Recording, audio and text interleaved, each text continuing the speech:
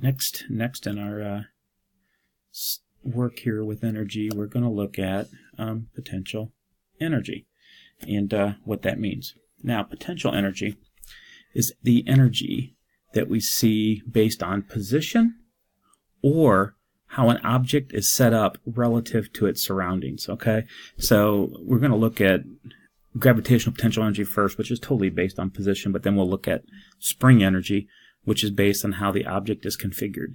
So first thing is we're going to look at is gravitational potential energy, and that is the energy an object has due to its position. And so here's the equation.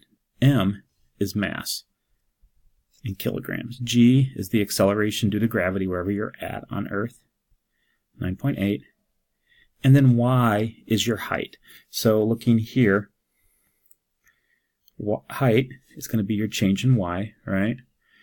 You got the force of gravity acting on an object, which is mass times G. So that's exactly what we got with this equation to find it potential energy due to gravity. So gravitational potential energy.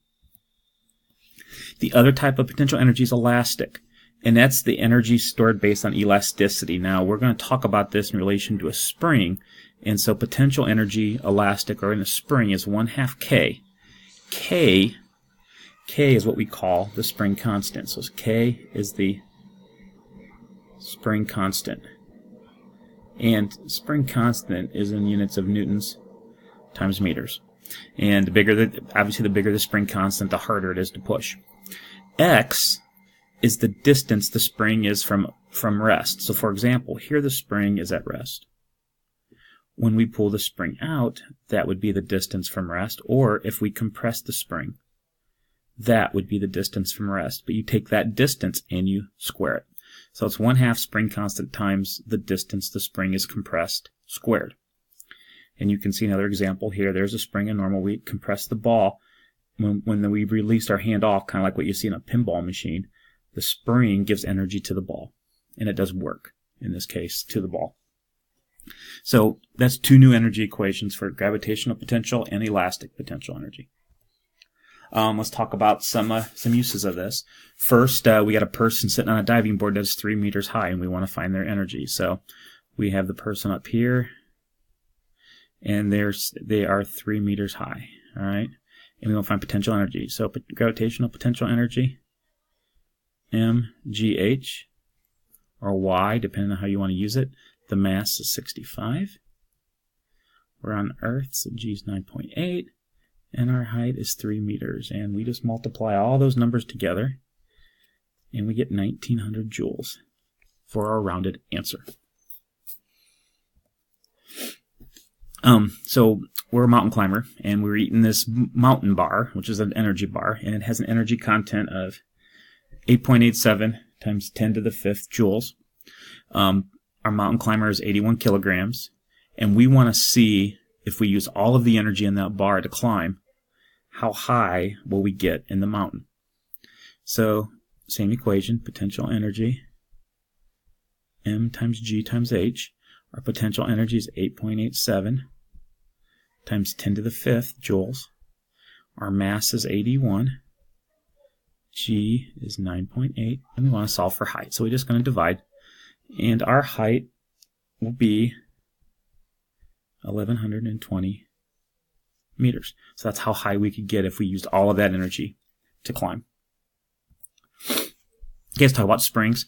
A spring with a spring constant of 120 newtons per meter is compressed a distance of 2.3 centimeters. How much potential energy stored in a spring? In a spring, potential energy elasticity, or in a spring, is 1/2 K x squared. K is our constant, so it's 120. And then our distance. Now remember, our distance has to be in meters, so we have to convert centimeters to meters. 0.023 meters. And we do all that math, and we get a very small energy.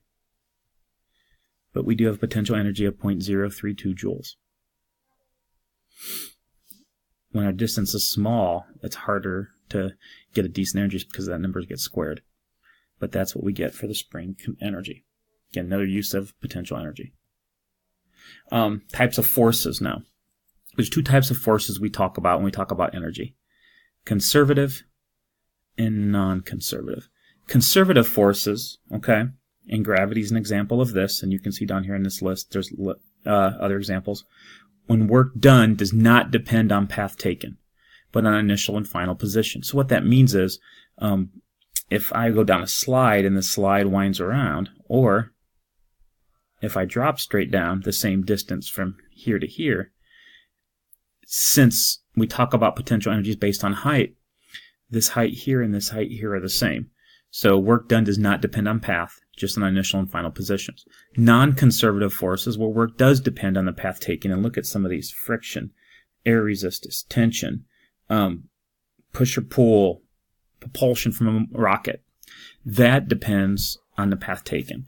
And an example of that would be right here. We got a crate, and we're taking this crate and we're moving it around from position 1 to position 2 during 2 paths. We're taking a straight line path, and then we're taking this arc path. Okay. Friction force opposes motion in all cases. Okay. Work is force pushed times distance. So let's read this. Read this with me. The work it does is work equals force pushed times distance. So if the distance traveled is greater, as in the curved path, because we cover more ground, then work is greater. The work does not depend only on points 1 and 2, but it depends on the path taken. So when friction's there, path's important. When we're talking about gravity and height, irregardless of the path we take to get there, the height's going to be the same. So potential energy that way. So going back, conservative, right, does not depend on path. Non-conservative does depend on the path. Very important matter to talk about.